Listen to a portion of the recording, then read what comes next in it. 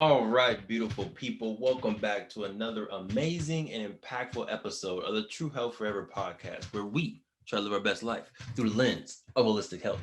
I'm your host, Devon Truvel, creator of Black Wall Street, the board game. And as usual, I have with me the beautiful, the currific, the ultimately rare, the Yes. galactically brilliant Yes. Queen herself. I look forward to Talk this to me. part of the I, week every time. I know. What's up, party people? My name is Sinclair, aka The the health Health Nerd. nerd. And yeah, we're sitting here on a lovely, we got another pretty nice day. It is a nice thing. Saturday afternoon. Mm-hmm. And I'm feeling meditated just about like 25 minutes ago, not too You did. long. It seemed like a long meditation. I don't know if it was because it was right before the podcast. So I was nervous that you weren't going to make it on I could time, tell. or if you were really meditating for a long time. Um, I mean, I think I have the app to set to 5 minutes, You do 5 minutes but of then savasana. I go past that. Wow, Yeah. that's impressive. I do a solid two. I'm saying, Okay. all right, yep, I got it. Okay, let's get it moving. No, that's my favorite part. Really? Yeah, because I have like I do like two different breathing exercises. So like the first couple minutes, which like today I didn't actually finish the first half until it was already like at the end of the. It's like, all right, thanks for the. I was like, yeah, quiet. I'm still Get some music. right. So I do like the first I do like body part by body part of just like relax that, Mm-hmm. deep breaths. And that just helps like slow my because it's after the yoga and sometimes the yoga be strenuous. So I'm like, let me get my heart Listen, rate back down, let me relax. And then I go just don't into sleep on yoga. I feel like no. we see yoga on TV and it's like, oh, that's not a real workout, I promise bruh. you, it's like, oh, that looks easy, and you try it, and you're like, what in the world? Right. So yeah, I do like that part first, and then the second part is the um box breaths. Mm-hmm. So I do the in for 5 seconds, hold for 5 seconds, release for 5 seconds, hold for 5 seconds, and I do that for another couple minutes. By the end of that, I'm like, Sleep. what is problems? Love it. Hopefully, y'all have been doing some type of meditation workout. Y'all know we've been preaching meditation, yoga, daily affirmations, all that good stuff. So hopefully, you've picked up one of those along the way. And it doesn't have to take long, right? You Mm-hmm. hear 2 minutes is effective Two for them. minutes, and it's free. So quick weekly check-in before we get into it. How the frequencies? I know right now your frequencies are super high, but I don't know if they were super high all week. Yeah, let us know. I feel like they were pretty good for the most part. Because I feel like I was on my back on my grind this week. It felt good. Mm-hmm. I feel like solid. Of the 5 days, I was like, all right, wake up, do your full morning routine. All for at least I want to do the full morning routine for 5 days, and then I wanted to do a workout at least for 4 days, and I did Mm-hmm. that. So I felt See good. you, Queen. Thank Well you, done. thank you. Let's Trying get to it. back Let's to get it. it. And then I feel like the part of my morning routine, the like basically patting yourself on the back for stuff you did the night before, like Mm-hmm. that's definitely starting to help me. Like, all right, help me like keep going. Mm-hmm. It's like okay, my love language is words of affirmation, so I'm giving them to myself, and I see that it is helping. Love it. Yeah, so I feel like they've been between that and I feel like it's been a pretty productive week. Mm. So I feel accomplished. I feel like I've earned this weekend. Yeah, right. Even though we're still gonna do stuff throughout the weekend, like work Yeah, we stuff. still working. Yeah, but I feel like the latter half of the evenings when we do relax and turn up a little bit, I feel like it feels earned. Uh-huh. It feels a little Earn your leisure. Exactly. That's not not a free promotion because earn your leisure is a thing. I didn't sign up. Shout out to earn your leisure. But yes, I feel you. Yeah. What about you? Before I go into me, I want to give you even more words of affirmation because I think one of the excited yes. One of the really dope days and I think moments this week was I forgot what day it was to be honest with you. Maybe Thursday. Yeah, it was Thursday when we were both packing up the self-love sweatsuits. Mhm. I think it was dope. Like I was editing videos and then you were doing the quality product control of it and then package them in the beautiful boxes. And if y'all buy a self-love suit, definitely go to Truvel Forever, buy them. They drop October 24th. They're November. November. What time? What is time? They dropping next week, 11/24. But yeah, beautiful packaging. So I just love it was just a dope moment. Like, again, I was editing videos for Playback Wall Street, and I'll talk about that in a second. You were packaging stuff, and then you gave them to me. I finished the packaging, and I just love the full service teamwork that we were doing. And then they went out the next day. Shout out to our self-love ambassadors out there. So yeah, I want more days like that. I think, well, not like a lot more days, like 1 day a week or 2 days a week, where it's like that. I just feel like we got a lot done that day. Mm-hmm. So then again, earning that weekend. But for me, my week was a little bit on the stressful side, and that's kind of the motivation for today's podcast. You'll see it later on. Ooh, it almost came out. I almost said it. I felt it. I almost said it. I'm gonna try. This is a family-friendly podcast, so I'm not gonna try to cuss at all. But there is people out there who have energized me a little bit. Yeah, get them, Queen.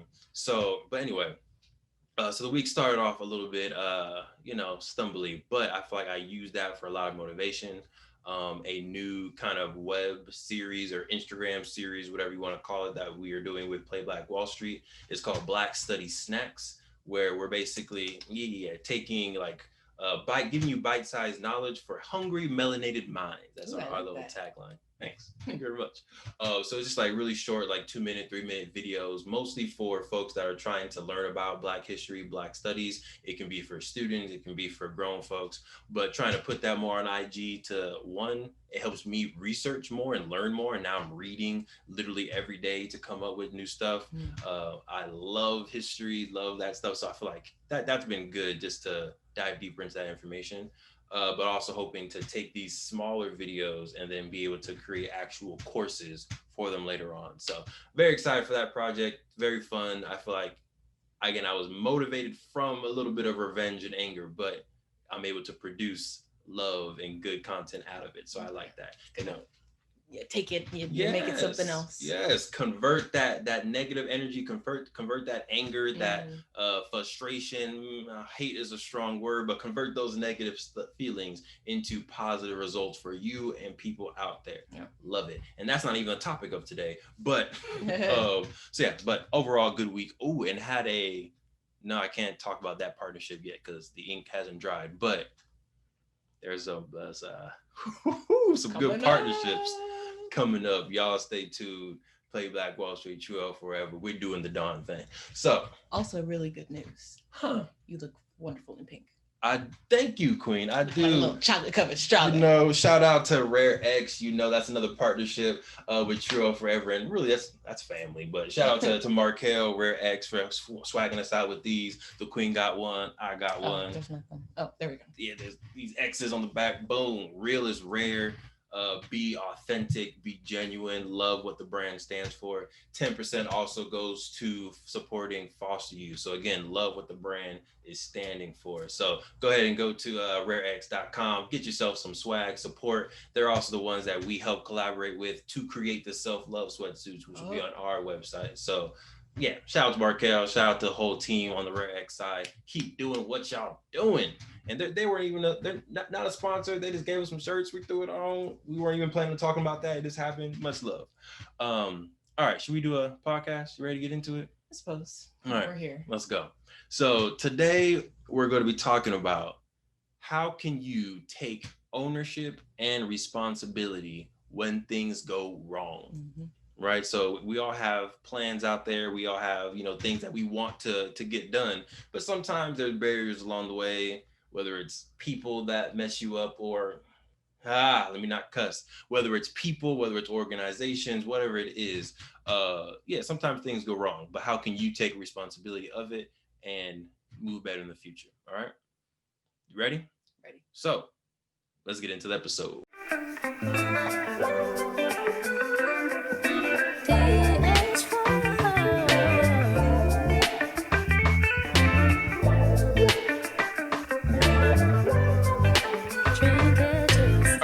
So, taking responsibility.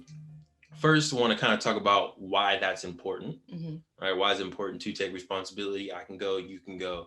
But then we want to give y'all some real world examples, things that are happening in our lives that we, see as like, okay, that went wrong. Initially got a little bit, frustrated in it, but then how can you take a lesson from that? How can you take responsibility and move forward so that doesn't continue to happen? Right. So, Queen, do you have any just nuggets or words on why it's important in general to take responsibility when things go wrong? I think that. And all the dramatics was to obviously give you time to think about it in case you wonder. Thank you. Yeah, I got you. I think that taking responsibility is important because the only way to make it better is to change something, is to improve something, right? So if you are okay with how the outcome was and you're okay with it happening the exact same way the next time whatever the situation goes down, then yeah, you don't need to take responsibility, you don't need to change anything. But if it really did affect you, if it really did anger you, if it frustrated you, then that should fuel you to do something differently next time. I always say, like, pretty much in any type of relationship or any in anything, like, it takes two to tango. So yes, there are situations where it's like this really was, out of my hands. But that means that, again, the next time, let's figure out how you can have more control in that situation so that whatever the situation doesn't happen again. But yeah, I just feel like in order to actually move forward and improve from the situation, it requires some type of self-reflection, some type of assessment of yourself to figure out, is there anything I could have done to make this maybe not even either not occur or just less of a blow to whatever whatever occurred. Yeah, so I feel like it is a necessary step to actually move forward in life. Otherwise, you're just going to stay in the exact same place. Right. And again, you're liable to the same exact thing happening again. Right. So to that point, I feel like I've said this to you, but yeah, when this situation happened, I did not say it to myself until later on.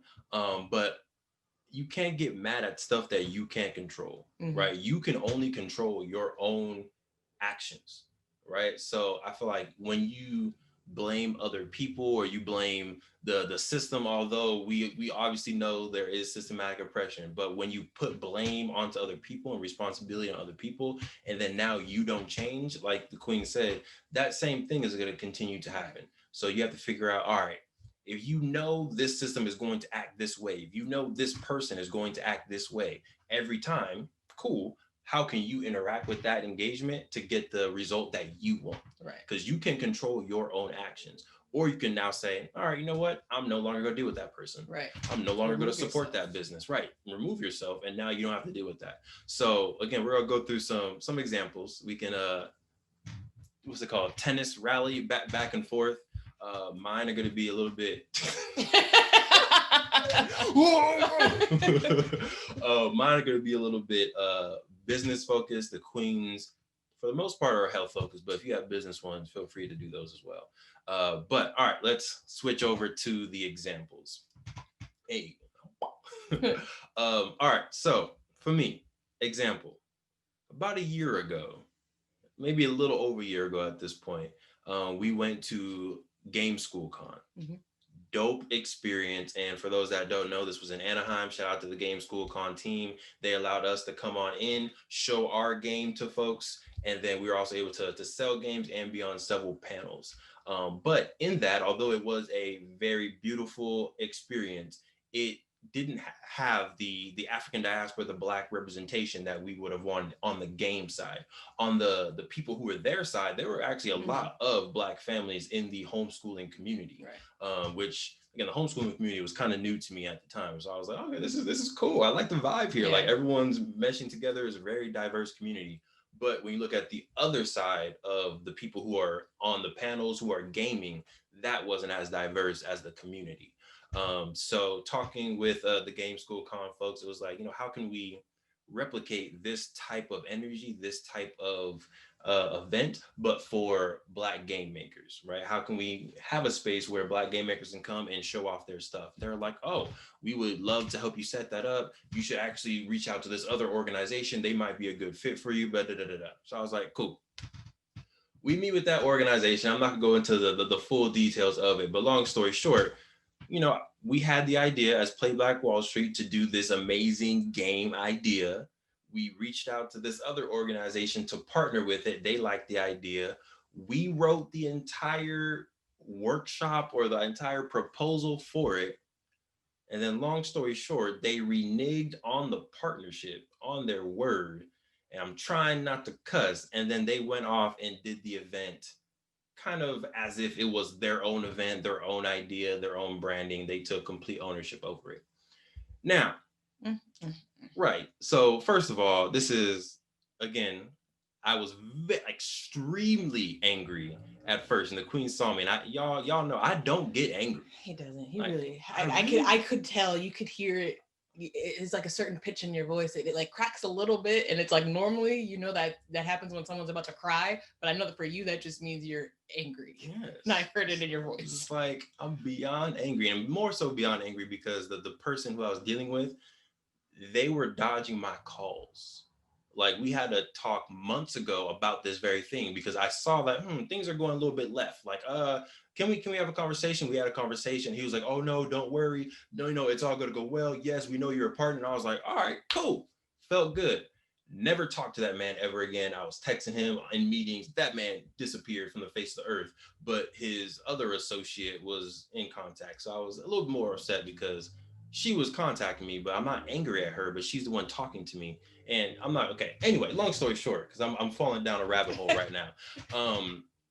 My fault was being the optimistic trust person, right? Thinking that people operate in the honor code that I operate in. I'm a very strict, like if I say something, I don't need a contract to be bound. Like if I say something, it's got to get done in business and personal. Like, all right, cool.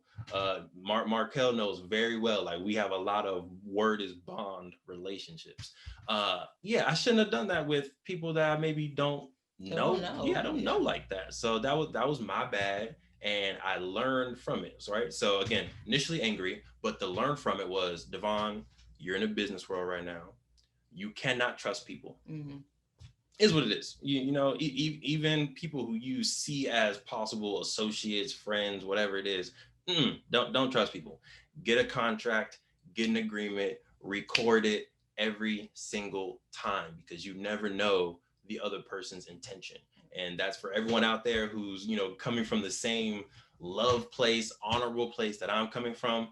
Not everyone else out there is coming from the same place as you. So please don't get taken advantage of like we did over here. Only let it happen if once, right? Hopefully zero because you're learning right now from it. But if it happens to you, only let that happen one time.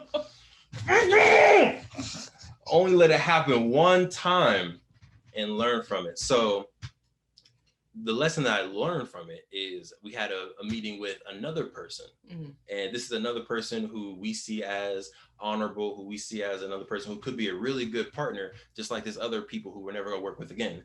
But I was like in the live meeting with them, like they were saying all of the numbers, all of the metrics, what the partnership can look like. And I was like, great. So next step, should I draw up a contract or should you draw up a contract? Because I want to make sure this agreement gets solidified. He was like, oh, you know what? Click record on the Zoom, took notes. He was like, this is going to serve as an official record. This is how much you would get paid. This is how much we would get paid. These are the then, this is the done. I was like, cool. And then I'm still going to send a follow-up email for the records to say, hey, this is what we said. This is what we established. Moving forward, these are next steps. Boom. Glad to be partner. Glad to do business with you. All right. So yes, very angry at first, but I feel like it's better to learn that type of lesson early. Yep. Very good to learn this early in our journey because we have so like where we are in our trajectory, we're very much so at the bottom, right? So the money potential that we have to lose, the partnerships that we have to lose is greater on this side than it is on this side. So I'm very thankful to be able to learn that and just see who's real and who's not early on in the game rather than 5 years from now or 10 years from now. Think about, like, we've learned a lot of lessons early on, even with like the Kickstarter. Like it's so much better to learn them. Yes, it sucks, and I feel like you're gonna, and like what they say a lot of times on the S2S podcast is like you're gonna go through a lot of the hard stuff at the beginning. But it's good, because if you get past that stuff, then you're on the trajectory. As long as you keep going, you will be successful. But yeah, I mean, you're like, when you start out, you are going to absolutely go through these hurdles, and it's almost like the weeding process. Like if you let it get to you and you're like, well, we're not supposed to do this event, then that's exactly how life weeds out who is supposed to be, who is successful and who is not. It's these things that happen and how you react to them. Again, right? You can easily take the route where it's like, man, at those people, and